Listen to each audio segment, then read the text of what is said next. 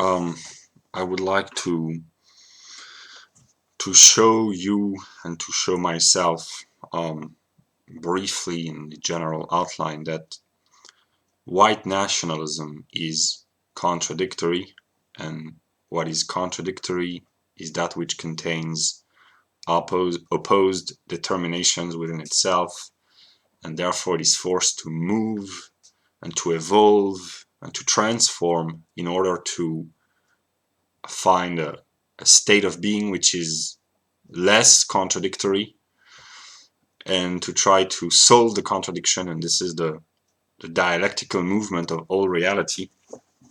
And I just would like to show you why white nationalism is contradictory by making a few remarks about uh, texts and speeches made by Greg Johnson.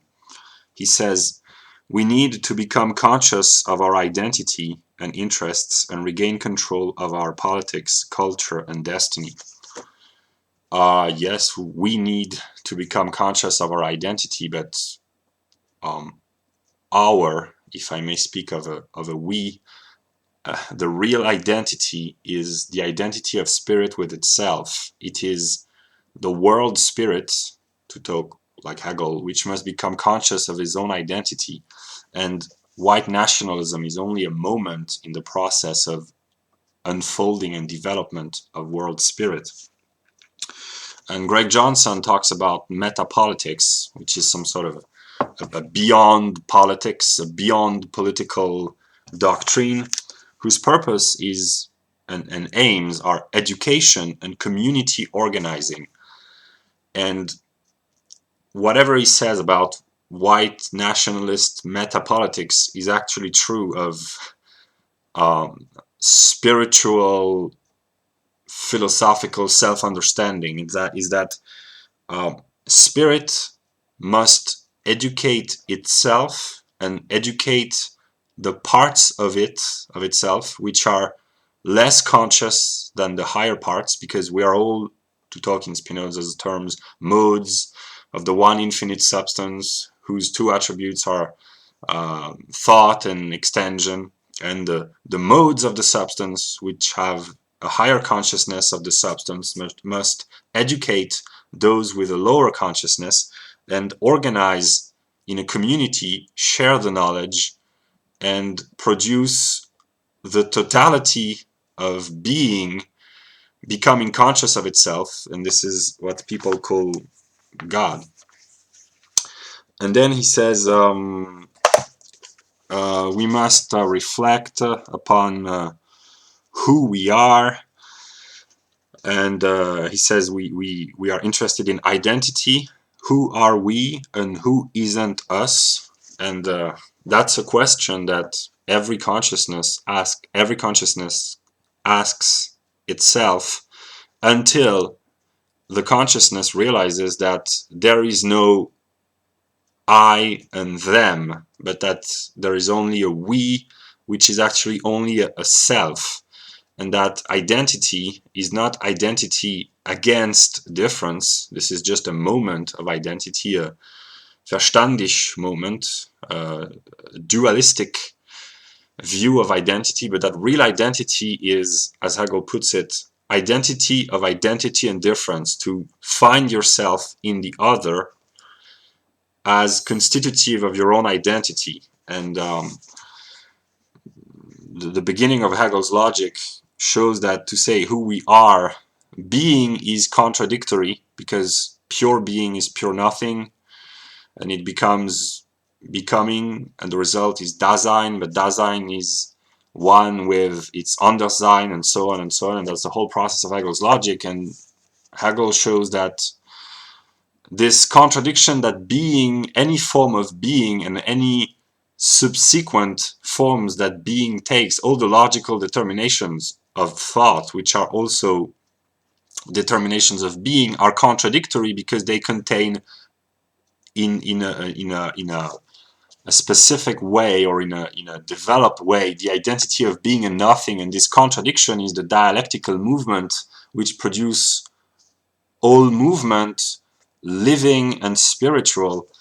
And the only coherent answer to the question of who are we and who isn't us is, from a transcendental perspective, I am a spirit and the others are a reflection of myself, and I have to re-establish self-identity by enlightening the others. That's the answer, the logical answer to which white nationalism as a moment of consciousness leads to. And he says that each ethnic or cultural or religious group needs a homeland, but the homeland of mankind, whatever their group or their culture or their ethnicity is the mind of God. So the purpose of consciousness is to unite all men in the one consciousness of God. That's the answer. And then he talks about the blending of distinct European immigrant stocks, creating an ever more blended, generic white identity. But strictly speaking, it is not by negating the particulars, for instance, white Americans from Scandinavia, from Germany, from Anglo-Saxon stock, from the Netherlands, from Italia, from Eastern Europe, from Poland or whatever. It's not by mixing together and negating the particular determination of the universal, in this case white, that you arrive at true universality, because true universality is a universal which contains within itself the particular and the singular, and you can only elevate yourself to the universality by the thought, because thought, thinking by definition is universal. He says that whites who are not conscious of being white will be forced to become conscious of their whiteness and their white identity because of the hatred and the conflict brought about by some non-white groups. And this is Hegel's philosophy, in a sense that this is an example of how abstract universality, in this case white without any consciousness of being white, encounters negation, people who criticize whites, and by being confronted by the negative, it becomes conscious of itself, of its own identity, and the result is that these abstract white will become conscious white nationalists, and they will. White nationalism is a result of a dialectical process. Multicultural, multiracial societies make ethnic conflict and hatred inevitable. Well, strictly speaking, dialectic makes conflict inevitable, because dialectic is self-negation. So, yeah.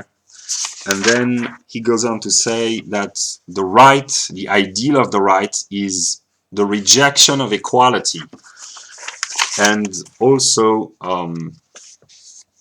a revolutionary impetus to restore vital, archaic, hierarchical values within the context of modernity.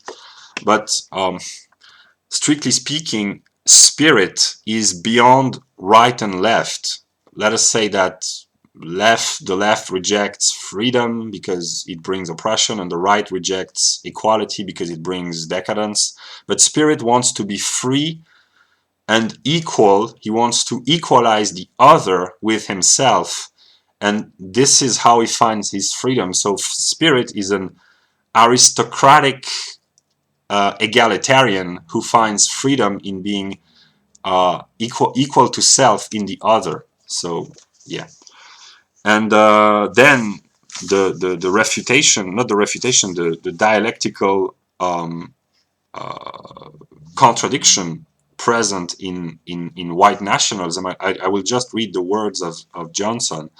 We have followers of the traditionalism of Evola and Guénon. We have followers of non-traditionalist flux and history-oriented philosophers like Nietzsche, Spengler, and Heidegger. We have believers in decline and believers in Promethean progressivism. We have Darwinian biologists and scientific materialists. We have atheists, and we have representatives of all schools of religion, Christian and pagan, Eastern and Western. So white consciousness is a moment in the process of development of spirit, but it tries to solve a contradiction, but it's unstable because it contains within itself, as shown in this list, many scientific, political, historical, religious, philosophical distinctions. And in the world of Hegel, spirit is more real than nature, and white identity is a determination of nature because it depends on biology, whereas religion, politics, and philosophy are determinations of spirit. So the idea that there could be a white society uh, without inner contradictions is wrong, because the only way to solve all the contradictions is to reach absolute spirit.